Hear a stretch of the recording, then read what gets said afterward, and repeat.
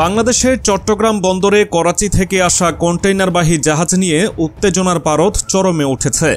ভারতীয় সংবাদ মাধ্যমগুলো সরব তাদের অভিযোগ, এসব কন্টেইনারে অস্ত্র ও গোলাবারুদ আনা হচ্ছে পাকিস্তান থেকে। ভারতের এমন দাবিতে দক্ষিণ এশিয়ার ভূরাজনীতিতে নতুন করে বিতর্কের জন্ম দিয়েছে। বাংলাদেশ পাকিস্তানের মধ্যে সম্পর্কের দীর্ঘদিনের শীতলতা সবার জানা, কিন্তু 2024 সালের নভেম্বর মাসে পাকিস্তানের মতো করাচি বন্দর থেকে চট্টগ্রাম বন্দরে একটি কন্টেইনারবাহী জাহাজ আসে, যা এই শীতল সম্পর্কের দেয়ালে বড় ধরনের ফাটল ধরায়। প্রথমবারে এই জাহাজে 370টি কন্টেইনার ছিল, যার মধ্যে 297টি সরাসরি পাকিস্তান থেকে আসে। সে সময়ে ভারতীয় সংবাদ মাধ্যমগুলো আশঙ্কা প্রকাশ করেছিল যে এই বাণিজ্যিক সম্পর্ক কেবল অর্থনৈতিক নয়, বরং সামরিক স্বার্থ জড়িত। এবার সেই শঙ্কা যেন আরও গভীর হল। চট্টগ্রাম বন্দরে আসা নতুন জাহাজে রয়েছে প্রায় 850টি কন্টেইনার, যা আগের সংখ্যার চেয়ে দ্বিগুণেরও বেশি। ভারতীয় মিডিয়া দাবি করছে এসব কন্টেইনারে পাকিস্তান থেকে অস্ত্র ও সামরিক সরঞ্জাম আনা হচ্ছে। এই অভিযোগের ভিত্তিতে ভারতের সরকারও উদ্বিগ্ন। এদিকে আন্তর্জাতিক সংবাদ মাধ্যম ফরেন পলিসি বলছে, পাকিস্তান এবং বাংলাদেশের এই নতুন বাণিজ্যিক সম্পর্ক ভারতের জন্য একটি কৌশলগত হুমকি তৈরি করেছে। তাদের বিশ্লেষণে দাবি করা হয়েছে, বাংলাদেশ সামরিক সরঞ্জাম আমদানির ক্ষেত্রে পাকিস্তানের উপর নির্ভরশীলতা বাড়িয়েছে। শুধু তাই নয়, শুল্ক পরিদর্শনের কঠোর নিয়ম শিথিল করায় অস্ত্র পাচারের আশঙ্কাও উড়িয়ে দেওয়া যাচ্ছে না। করাচি থেকে চট্টগ্রামে জাহাজ আসার বিষয়টি এতটাই গুরুত্ব পাচ্ছে যে ভারতের গোয়েন্দা সংস্থাগুলো প্রতিটি কন্টেইনারের ভেতরে কী রয়েছে তা জানার চেষ্টা করছে। যদিও চট্টগ্রাম বন্দরের কর্তৃপক্ষ এবং বাংলাদেশের নৌ পরিবহন মন্ত্রণালয় বারবার বলছে এই কন্টেইনারগুলোতে বাণিজ্যিক পণ্য ছাড়া কিছুই নেই, কিন্তু ভারতের সন্দেহ কাটছে না। ভারত কেন এতটা আতঙ্কিত? এর পেছনে বেশ কিছু কারণ রয়েছে। প্রথমত, বাংলাদেশের অভ্যন্তরীণ রাজনৈতিক পরিস্থিতি এখন বেশ উত্তপ্ত। শেখ হাসিনা সরকারের পতনের পর ভারত উদ্বিগ্ন, আর পাকিস্তান এই সুযোগকে কাজে লাগিয়ে তাদের প্রভাব বাড়ানোর চেষ্টা করছে। ফরেন পলিসির আরেকটি বিশ্লেষণে বলা হয়েছে, দক্ষিণ এশিয়ায় ভারত পাকিস্তানের দীর্ঘ প্রতিদ্বন্দ্বিতা নতুন মাত্রা পেতে চলেছে। এই প্রতিবেদনে স্পষ্ট বলা হয়েছে, চট্টগ্রাম বন্দরে পাকিস্তানি জাহাজ নোঙর করার অর্থ শুধু বাণিজ্যিক নয়, বরং কৌশলগত সম্পর্ক গড়ার চেষ্টা। এছাড়াও ভারতের রাজনৈতিক ও সামরিক বিশ্লেষকরা মনে করছেন এটি পাকিস্তানের একটি সুপরিকল্পিত কৌশল।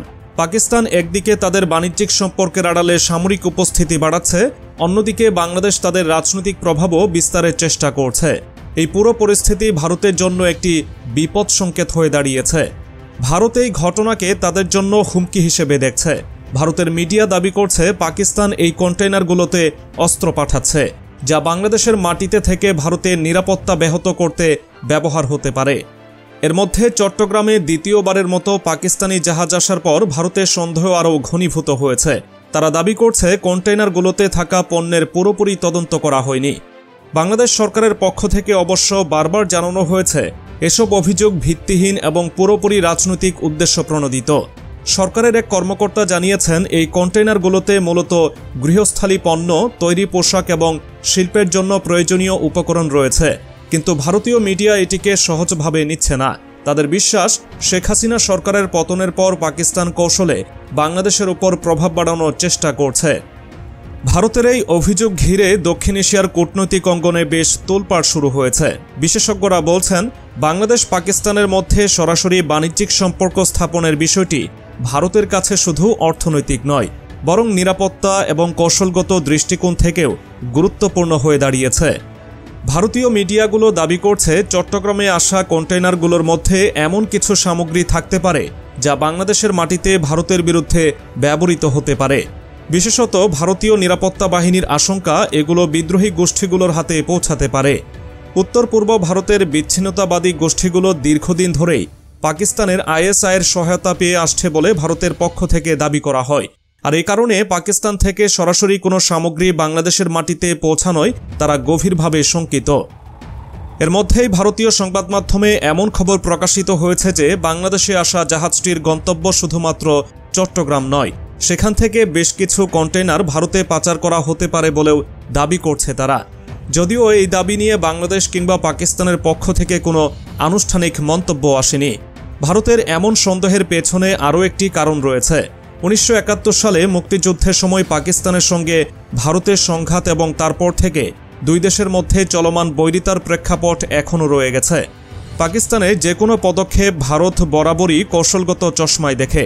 তার উপর শেখ হাসিনা সরকারের সময়ে ভারত ও বাংলাদেশের সম্পর্ক যে উষ্ণতায় পৌঁছেছিল তা বর্তমানে রাজনৈতিক উত্তেজনার কারণে কিছুটা ম্লান হয়ে গেছে। বাংলাদেশ অবশ্য এই পুরো ইস্যুকে ভিন্নভাবে দেখছে। সরকারি কর্মকর্তারা মনে করেন পাকিস্তানের সঙ্গে বাণিজ্যিক সম্পর্ক বাংলাদেশের অর্থনীতির জন্য ইতিবাচক। দক্ষিণ এশিয়ার ভৌগোলিক অবস্থানের কারণে এই বাণিজ্যিক সম্পর্ক বাংলাদেশের বাণিজ্যিক সম্ভাবনাকে নতুন মাত্রা দিতে পারে।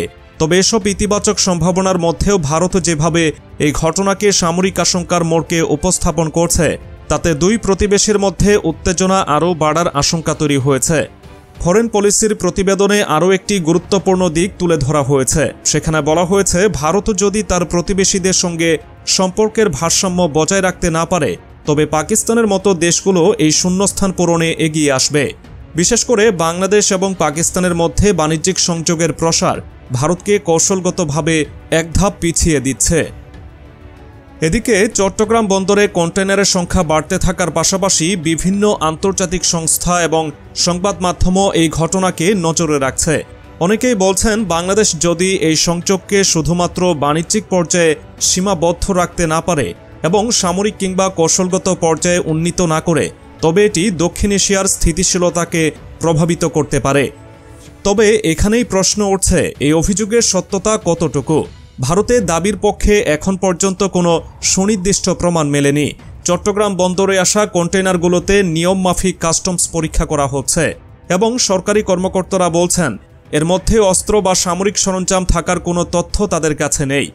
তাহলে কি ভারত কেবল সন্দেহের ভিত্তিতে পুরো ইস্যুটিকে বড় করে তুলছে নাকি এর পেছনে কোনো গভীর ষড়যন্ত্র লুকিয়ে আছে? এসব প্রশ্নের উত্তর হয়তো সময়ই বলে দেবে, কিন্তু বর্তমান বাস্তবতা হলো ভারত ও বাংলাদেশ এবং পাকিস্তানের মধ্যে এই ঘটনাকে কেন্দ্র করে উত্তেজনা ক্রমশ বাড়ছে। শেষ পর্যন্ত এই ঘটনা কি বাণিজ্যের নামে নতুন কোনো সামরিক উত্তেজনার জন্ম দেবে নাকি এটি শুধুই ভারতের মিডিয়ার অতিরঞ্জিত শঙ্কা? এই প্রশ্নের উত্তর এখন পুরো দক্ষিণ এশিয়ার মানুষের আগ্রহের কেন্দ্রবিন্দুতে।